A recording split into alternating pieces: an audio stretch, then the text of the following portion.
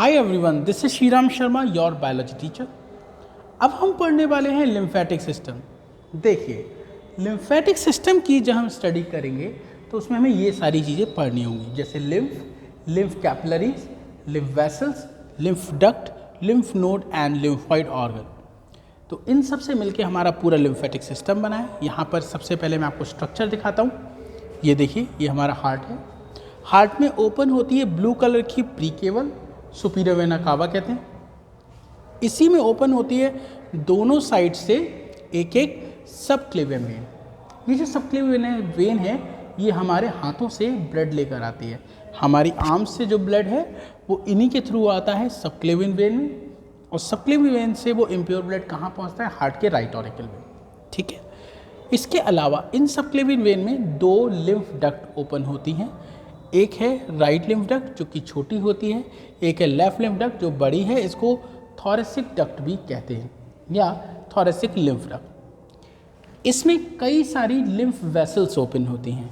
तो ये देखिए, ये हैं लिम्फ वेसल्स, ये हो गई लिम्फ वेसल्स। और यहाँ पर ये जो बनी हैं इनको बोलते हैं लिम्फ कैपिलरीज। तो ये हो गई लिम्फ कैपिलरीज। ठीक है, तो ये लिम्फ कैपिलरीज हो गई। उसके बाद यहाँ पर कुछ लार्ज साइज की लिम्फ वेसल्स बनाई है मैंने, इनको लैक्टेल्स कहते हैं। ऊपर की तरफ ये आर्म्स से और हेड रीजन से या नेक रीजन से लिम्फ को कलेक्ट करने के लिए लिम्फ वेसल्स और लिम्फ कैपिलरीज हैं। सिमिलरली राइट लिम्फ डक्ट में भी ओपन होती हैं ये लिम्फ वेसल्स और ये खूब सारी capillaries. Lymph capillaries lymph vessel में ओपन होंगी और लिम्फ वेसल्स लिम्फ डक्ट में ओपन होंगी।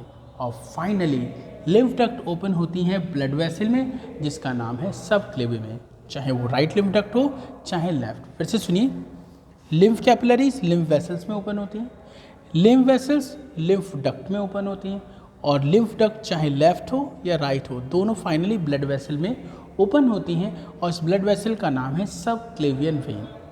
ठीक है। अब हम पढ़ते हैं एक टर्म जिसका नाम है लिम्फ। तो मैं आपको दिखाता हूँ लिम्फ क्या होता है। देखिए, सपोज करिए ये एक ब्लड वेसल है, इसके अंदर ब्लड फ्लो हो रहा है और इस ब्लड वेसल का नाम है यहाँ पे ब्लड कैपिलरीज। ये क्या है? ब्लड कैपिलरी है जिसके अंदर ब्लड फ्लो हो रहा है। फिर आप क्या देखेंगे, इस कैपिलरीज में बहुत सारे फाइन पोर्स होते हैं। उन पोर्स से होते हुए ब्लड का कुछ पार्ट फिल्टर होके बाहर आ जाता है। ब्लड का कुछ पार्ट फिल्टर होके बाहर आ जाता है, जिसमें प्लाज्मा होता है। क्या प्रेजेंट होता है? तो आप बताओगे इसमें प्लाज्मा होता है, इसमें WBCs होते हैं, लेकिन इसमें RBCs नहीं होते हैं। इसीलिए ये कलरलेस पार्ट है ब्लड का।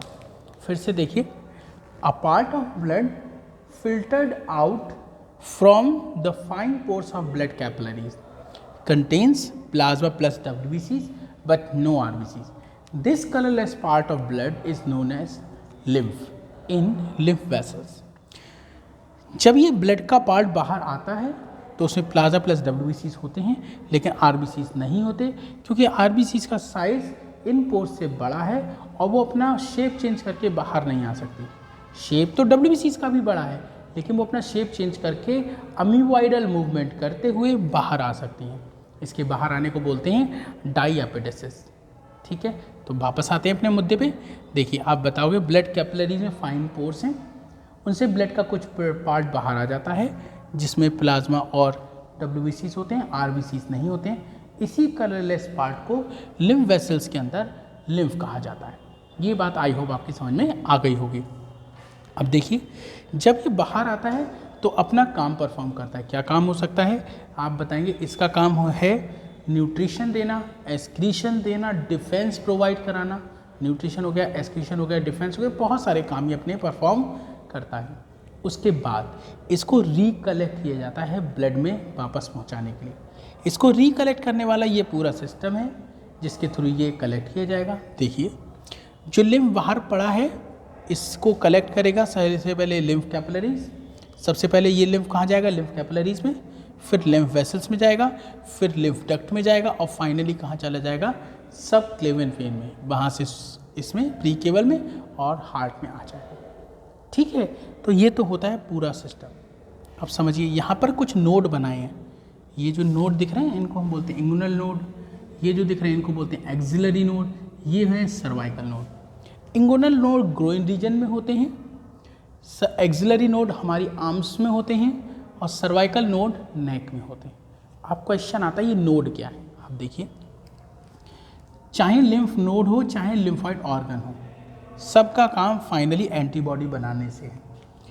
इनके अंदर लिम्फॉइड टिश्यू होते हैं, ये जो लिम्फॉइड टिश्यू होते हैं ये लिम्फोसाइट बनाएंगे, लिम्फोसाइट एंटीबॉडी बनाकर जर्म्स बैक्टीरिया को किल करेंगे। चाहे लिम्फ नोड हो या लिम्फॉइड ऑर्गन हो, दोनों में क्या प्रेजेंट है, लिम्फॉइड टिश्यू, वो क्या फॉर्म कर सकते हैं, लिम्फोसाइट। लिम्फोसाइट क्या बनाते हैं, एंटीबॉडी, और एंटीबॉडी जर्म्स बैक्टीरिया को किल करते हैं। ठीक है, फिर आगे देखिए, हम बात करेंगे लैक्टेल्स की। ये क्वेश्चन इंपॉर्टेंट है इसलिए मैंने यहाँ पे लिखा है। लैक्टेल्स लार्ज साइज की लिम्फ वेसल्स हैं जो स्मॉल इंटेस्टाइन के विलाई में प्रेजेंट होती हैं और इनका काम होता है लिपिड के एब्जॉर्प्शन में हेल्प करना। हम कार्बोहाइड्रेट खाते हैं, प्रोटीन खाते हैं, लिपिड खाते हैं, सबका एब्जॉर्प्शन ब्लड में होता है, सिर्फ लिपिड का एब्जॉर्प्शन लिम्फ में होता है। कौन कराएगा, लैक्टेल्स कराएगा। ये क्या होती हैं, लार्ज लिम्फ वेसल्स होती हैं। कहाँ प्रेजेंट होती है, विलाई ऑफ स्मॉल इंटेस्टाइन। ये आपको समझ में आ गया। अब लास्ट पॉइंट बचा है वो और सुन लीजिए। लिम्फॉइड ऑर्गन कई सारे टाइप के होते हैं, दो कैटेगरी बोलेंगे, primary lymphoid organ, secondary lymphoid organ. Primary में कौन काउंट होगा, प्राइमरी में होगा bone marrow and thymus gland, इसके अलावा tonsils, Peyer's patches, mucosal associated lymphoid tissue और गैस्ट्रोइंटेस्टाइनल एसोसिएटेड लिम्फॉइड टिश्यू, वो सब सेकेंडरी में होते हैं। ठीक है, तो इस वीडियो में हम इतना ही रखेंगे, इसके आगे हम नेक्स्ट वीडियो में देखेंगे। थैंक यू सो मच बच्चों, बाय बाय, टेक केयर।